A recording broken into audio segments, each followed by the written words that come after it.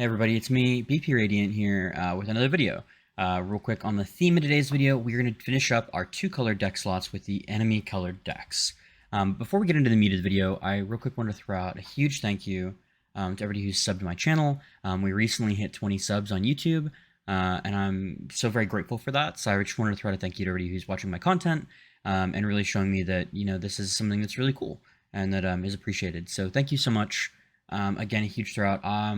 When we hit closer to sometime soon, I'm going to try to throw out some kind of event or giveaway or something, probably around 50. I'll try to get something set up. But again, thank you so much. It really means the world to me to show that people appreciate my content. Back to the content of the video. One more announcement, actually. So deck dashes have been temporarily postponed till we see what the effect of if we get a 100-card Brawl is a direct challenge. After talking to him, we might do some standard Brawl stuff, but for right now, after kind of like thinking about it, unfortunately, without being able to challenge with a 100-card Brawl, making a 60-card Historic Brawl deck doesn't seem like it really benefits anybody, because you're not going to be able to actually try out the list against anybody or do any kind of versus matchups on your own. So it really just kind of becomes a moot point. Which, you know, I'm sad, because that means I've got to wait like another, I have to wait 3 weeks between them, but at least we'll be able to do the new commanders when it comes out. One more thing to note as well, I will be trying to put out the next video this Friday on the 20th, and that will include the first of our series of 3-color decks. I'm really excited for that one. But without further ado, let's get into our first deck today. I'm really excited for this one. It is in the Orzhov color pair.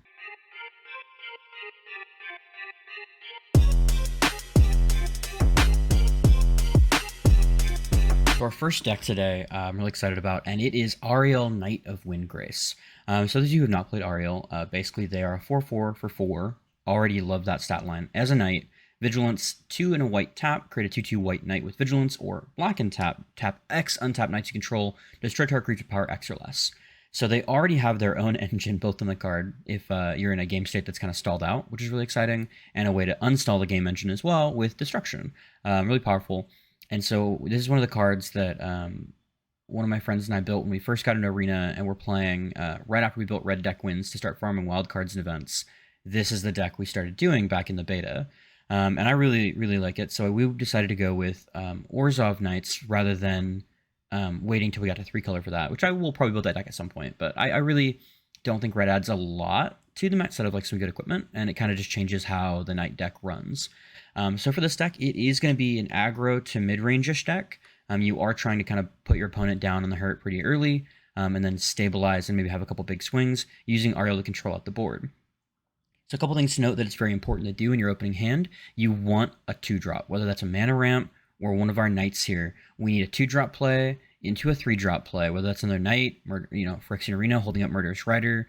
We just need to create tempo by either going 1 for 1 or having board presence. So if we drop Ariel on turn 4, we're either in an advantage state where we can start swinging with Ariel and then blowing something up, or we need to be in an even state where we can play Ariel and then start doing creating Knights while playing out our hand. We do have a fairly low curve here, being mostly 3 and 2-drop based, because we do want to start double spelling out. A couple notes. We do, of course, have things that kind of anthem. We have Circle of Loyalty, Vanquisher's Banner, we have Valiant Knight, and we have Benalish Marshal, all kind of anthem our creatures up, give them a really nice kind of buff. I think we also have, of course, Icon of Ancestry, and so this is kind of a way to give us our creatures over what our opponent have. But in lieu of certain anthems, we do have Kinsville Cavalier, which gives all of our Knights double strike. This is a game-winning play if you keep track of it just right. If you save it in your hand for a really nice open attack where you think that they're not going to get much off of you, or something that you think they're tapped out and they are going to have to block or die, and you'll be able to get a lot of advantage off that way, this becomes an incredibly powerful drop to do. Some of the other things I think that are really good in the deck, obviously we do put a Chroma's Merle in the deck. I think this is pretty much a must-have for any aggro-based deck, because it gives you a top end that makes each and every one of your creatures from then on a threat. The flying First Strike, Vigilance, Trample, Haste is really strong. Pro-Black and Pro-Red can just shut down some decks' removal options into you. I'm sure they can remove the Memorial, but like I said in a previous video, a lot of decks aren't running Artifact Hate, and I think that that's a really big problem. Of course, running Immortal Sun, since we don't really have any Planeswalkers in the deck, and it's just a good card draw, makes our stuff cheaper. We can then combo out a bunch of our 2-drop Knights for 1. If we do end up behind, we do have Planar Cleansing. Another card that I really like, that I think the deck functions well with, since you are erasing your opponent most of the time, is Voner, Butcher of Magan, because they're generally going to be able to pay the 7 life to destroy a permanent your opponent has, or you can attack with Ariel and then tap them both down to destroy something with Ariel's effect. It just seems like a pretty good idea. I did try to stick with most of the lands I could. Of course, we are still running Field of Ruin. There's pretty much no reason you shouldn't right now. I get not running some of the other top end kind of like cards people are sick of, but it's one of those things. One more thing to kind of help myself out from the Alenda that I played the other day. I did put her in the deck because she is a knight, and I think that she does actually work out pretty well, giving us some lifelink options, and then also getting us to go wide if we're behind. Yeah, that's the deck. It does play pretty well into other aggro decks, since you do have the Anthem effects. It works out pretty well. You do suffer into combo, non-creature based combo, since most of our removal is creature based. And I did that purely because we're trying to stick low to the ground and try to get threats out early. If a game starts taking us to like 7, 8, 9 mana, and we're not being able to close out fairly quickly, there's a chance that we're just going to get lost due to our opponent having a lot of value on us. 2 cards that I do think need to be kind of said and talked about a little bit. First is going to be Forsworn Paladin. He's effectively mana ramp in the deck. Yes, you can get 1 damage in if you don't have a 2-drop, but being able to play him turn 1 into turn 2 making a treasure, into turn 3 playing a 4-drop, or 2 2-drops, can be incredibly strong. So do not take the fact that he can create treasure tokens out of the equation. Menace and being a knight is just kind of a bonus in the deck. And then turn 2, one of our few ways we do have to get rid of all the artifacts and enchantments out there is Blot Out the Sky, because of course we do need to have a way to deal with those, and this allows us to create a board state while doing so. Yeah, we don't have a lot of synergies to go with this, but it's a strong card, and it's one-sided, since most of the time, if we're casting that, we won't really need a lot of our ramp and stuff from there, and it's just one of those things I like a lot. And that is Ariel, Knight of Windgrace. The next deck I'm very excited for as well. It is going to also feature black, and that is going to be Elves.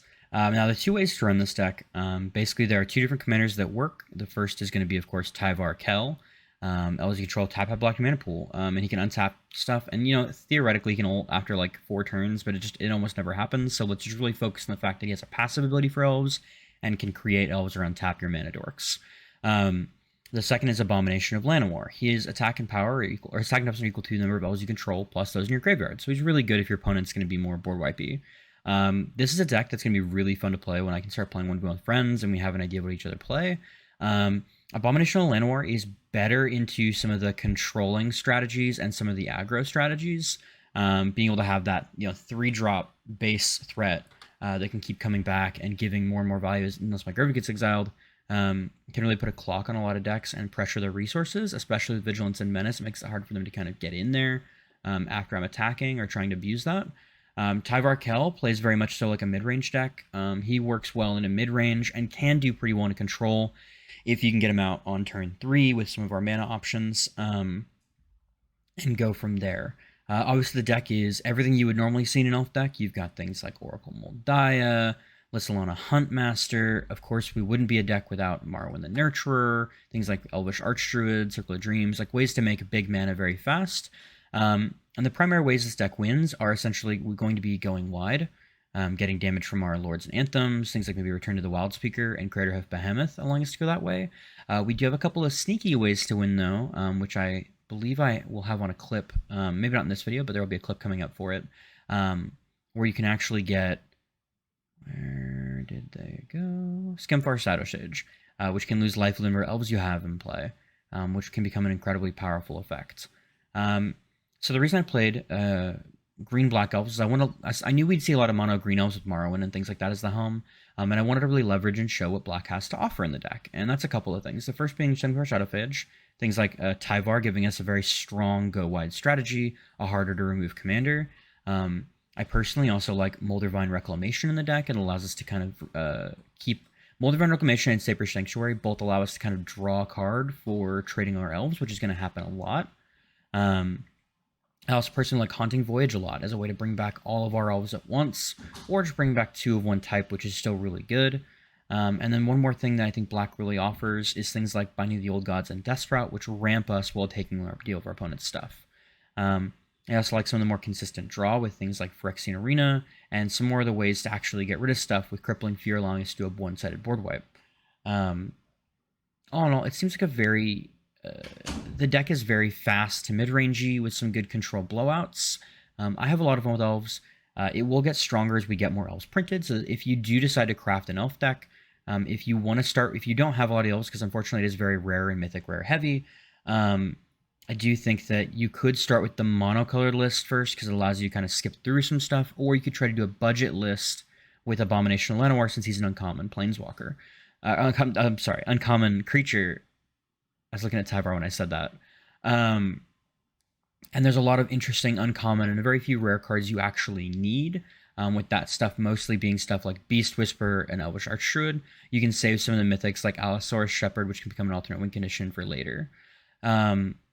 Overall, the deck has shown really great success, being probably the strongest deck of the 5 that I'm showing you today, because of both the multiple lines of play, how explosive the deck can be, and a lot of how greedy some people's decks are being with removal right now for non-creature permanents. So allowing me to leave things like a Herald's Horn to reduce the cost of stuff, or a Vanquisher's Banner to let me draw out, as well as my Ship Strength and Moldivan Reclamation, mean that I'm constantly being able to trade effectively card advantage for a creature and a card in their hand. And so I don't really run out of gas as easily. I do think that once the meta starts to develop and settle a little bit more, maybe people will start adding more removal for non-creature permanents in their decks, which is what I always advocate for. Yeah, I think the deck is incredibly strong and will only get stronger, though.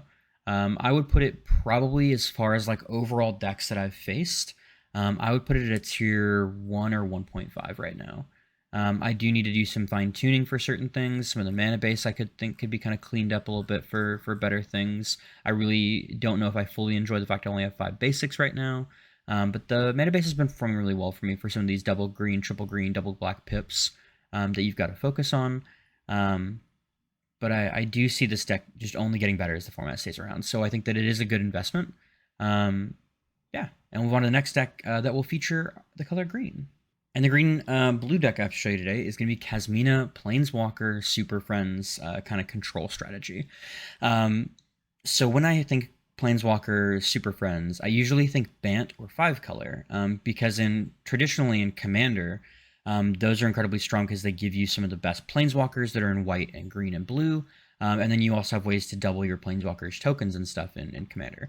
Unfortunately, we don't have all of that, and our 2 options for Bant commanders, Chulane and Arcades, don't really scream synergistic, and I don't like just using a commander for colors, so I try to build around it to some degree.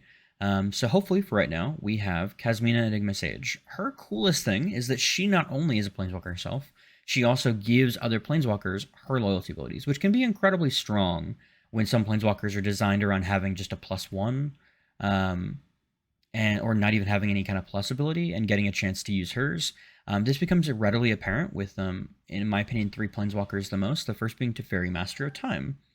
I think that having him get a +2 Scry 1 isn't great compared to draw a card, discard a card, but it halves the time it takes to get to the 2 extra turns, which if you can get down a Kasmina turn 2 with a Llanowar Teferi turn 3 and start trying to control the board from there, it becomes incredibly hard to answer Teferi.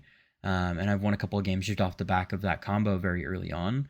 And then you also have some other ones. I think Narset Parter of Veils is a really good Planeswalker. I think there have been a lot of things that show that. We aren't really abusing anything that makes people shuffle back into their library in this deck. But giving her the option to plus right away to make her harder to kill against an opponent that we're trying to draw cards while keeping them off of can be incredibly liberating for us to have some kind of like a way to control their draws in the deck when there's very few in actual Historic. And the last person that I think it's actually incredibly strong on is actually going to be Nissa, who shakes the world.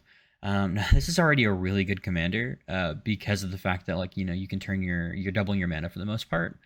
We don't have a ton of forests in the deck, and we're kind of okay with that. We're not really using her to double the mana. We're using her to generate threats in the 3/3s, but if we do end up in a place where we know our opponent has a lot of removal and we don't want to do that, we can start just trying to scry 2 and getting to the lands are indestructible part, which is pretty solid, getting to turn that into on the 3rd turn instead of the 4th turn, and then also getting a chance to then be alive after it to start making the 3/3s, and they become indestructible at that point, which makes them incredibly good for us. I think that I've also won some games off the back of that. And I'm not saying that Nissa's not strong on her own. We just haven't developed a deck where she's there to like be cast and then cast multiple things like you might see in some Tron type decks or mono green type decks. Yeah, the other sub theme we kind of have for the deck plan is actually going to be Proliferate. We have a lot of cards that have Proliferate on them, things like Flux Channeler, of course, running Exorbital Tide, we are playing Planeswalkers. And these will allow us to kind of also cheat out some ultimates in our Planeswalkers, and also to kind of buff up our fractals we've created. Really liked the idea of kind of meshing something that has been historically good with Simic. Historically good, strong word. Historically a Simic ability of 1/1 counters, in addition to our Planeswalkers, which I don't really think has been something Simic has been known for, is having strong Planeswalkers outside of Oko. Yeah, I think that's been pretty solid so far. This deck is hit or miss. It's really good into other mid-range and control builds that don't have, because again, not a lot of people running that much Planeswalker removal. They're mostly relying on having to have creatures that can get through, and being able to have Planeswalkers that can then create fractals or are hard to kill in one turn can really gum up the works. The only downside of Kasmina is she only comes down with 2 loyalty. I really wish she came down with 3, but that's fine. Sometimes she can be hard to keep alive. One more thing to note with her ultimate ability is that there is a kind of really quick combo you can get by turn 3 or 4, and that is essentially getting turn 1 Llanowar from the turn 2 Kasmina into turn 3 Jhoira that then pluses, and then turn 4 you can ult to switch for any green or blue spell in your deck. We don't have anything that's too crazy important. Depending on what the rest of our board's looking like, we can pick a number of things, but because you start with 7, you can immediately get to that 8 after 1 turn, and I think that's incredibly cool. Things we can grab depending on what our board state is. Planewide Celebration could allow us to, whatever Planeswalker we played the turn we ulted, we could then proliferate back up. It can also grab us River's Rebuke to set our opponent back, Karn's Nocturnal Sundering, or Time Warp to then kind of keep our opponent down, as well as Commence the Endgame can also allow us to draw some more cards while getting a board presence. There's nothing too incredibly difficult that we can pick. We could just ramp in various ways, and have a couple of big spells to play there, but it can be something your opponent is just like, oh, I don't like that. But all in all, this deck is pretty good. I've gone about 50-50 with it against most matchups. You are fairly weak to aggro, so usually it's a pretty quick game against mono red unless they're going for big red. But even then, it's just kind of a tough matchup in general. But I have seen pretty good results against some of the more creature-based strategies. This deck actually having a few decent counterspell options and things that can kind of put pressure on some of the more combo-oriented decks like Oswald. So that's what we have. Next up, we are going to see our other deck that contains blue. That is going to be Jhoira. So we effectively kind of have a very weird deck here. And I kind of built this with a couple things in mind. Originally, it started off as a Storm deck using Ral Zarek, and then I just felt like we just didn't have enough Seething Song type effects right now to really make Storm Spellslingers work as I was playtesting it, so I eventually pivoted over to Jhoira, Weatherlight Captain. We had enough legendary creatures already in the deck. We already had a pretty good amount of artifacts that are going to help us ramp out, and maybe a few combo type things with Paradox Engine. And so just putting Jhoira in to help us with card draw felt really good, and also gave us something earlier to do than originally when we were thinking about switching over to Niv-Mizzet Perun. I think that just having this means that you can be a lot more aggressive as far as what you're casting, and you don't necessarily have to be... You can effectively play Jhoira and then set up for a turn or two before having to try to go off. A couple of the cards we have that I think that are really strong, first is going to be Mind's Desire, if we can cast a couple spells into it, or if we can get it off of an overloaded Mizzix's Mastery, can be incredibly strong, as well as we do have Dragonstorm to pull out some dragons for some fun combos. This deck is arguably the worst of the 5 today, with putting up a few results. But I didn't really want to go too heavily into the control package since I saw a lot of control with what we've already built last week. And so I wanted to go for more things that were interesting to me, and that's just casting a bunch of spells. I think that this works better in 4-player, where your opponent's resources aren't all totaled at you until you go off. But it is a very fun archetype I like to play when I'm playing Izzet. Are there changes I would make? 100%. This is still a deck in progress.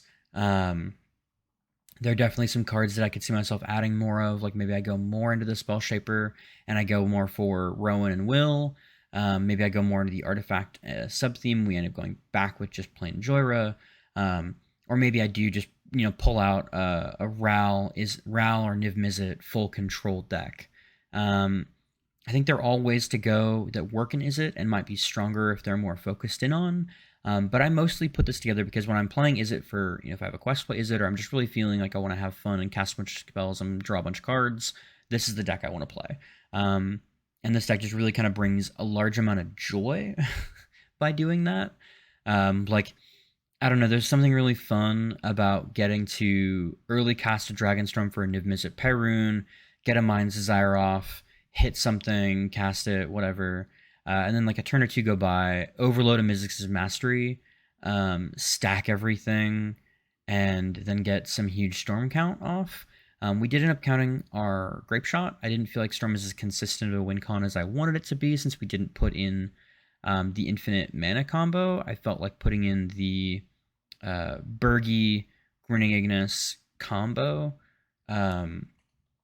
just wasn't doing it for me. I felt that it was there wasn't like a lot of ways to tutor for right now, and so I didn't include it. If you do want to go for that, of course, it is just going to be Grinning Ignis, Grape Shot with the 2 cards you want to add, and essentially Grinning Ignis and Bergie together with the red mana he gets from getting in, activate his ability to get his mana ability back.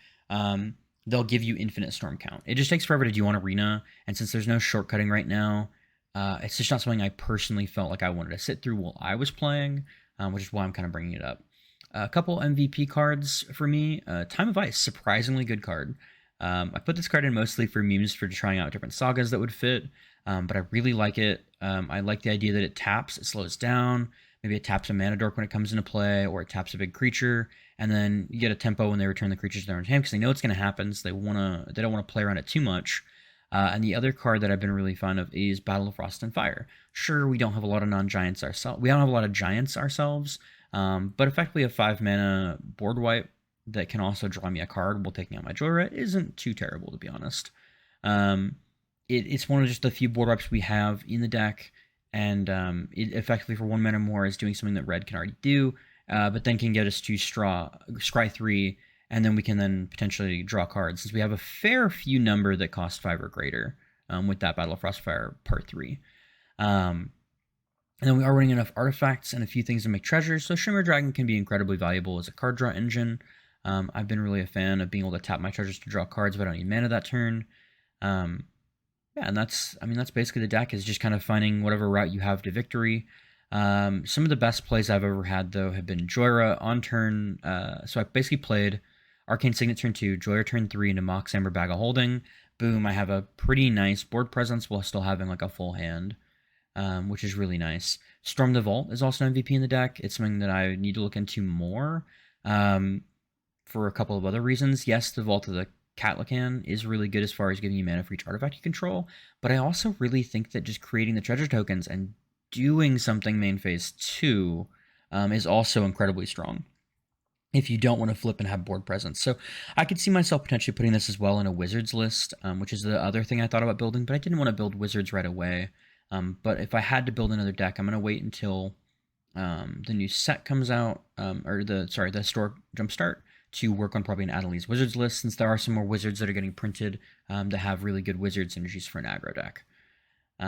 Yeah, that is the deck, and we're going to move on to our last deck that is, of course, going to include our color red. We have to end it with Boros being my favorite Guild of Ravnica.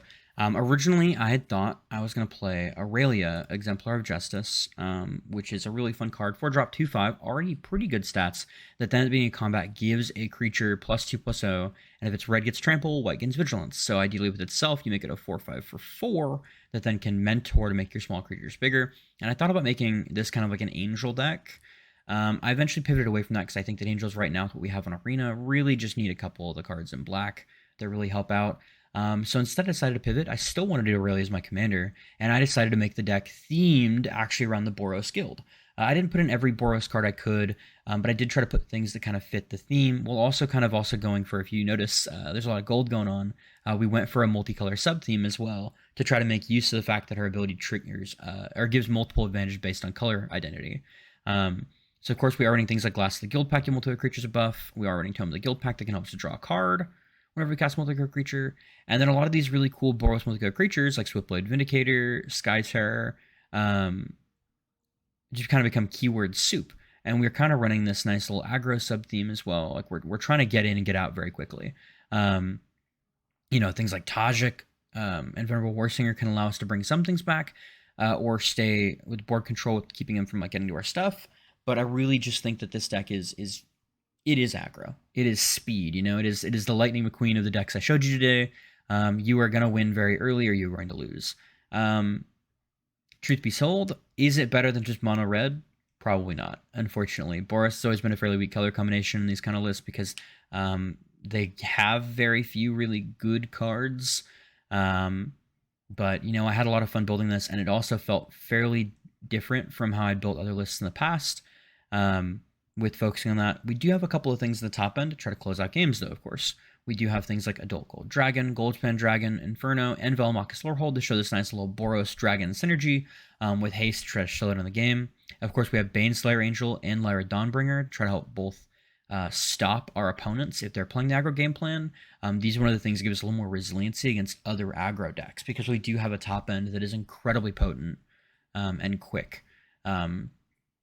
With Baneslayer and Lyra, stopping people from getting attacks in, and once they get one attack in, it's usually going to be, it's a 10-point life swing. It's pretty big, and the dragons all having haste can also be incredibly quick to run down our opponent after some board wipes. So what I'd recommend with this deck is you need to kind of identify what your opponent's deck is going to be doing, and you want to not overdevelop your board unless you have things out that can help you with that. So certain cards I think that like make you want to overdevelop and maybe try to run your opponent or something, if you can chance for glory and get the win off that way. I've definitely seen some people try to do some really nice like planar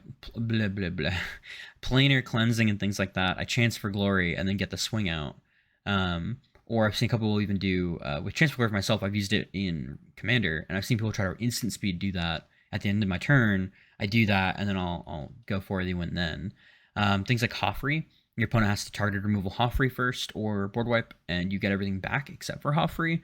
We have a couple things as well, since we are fairly low to the ground with a lot of 3/2s and things like that, 2/2s.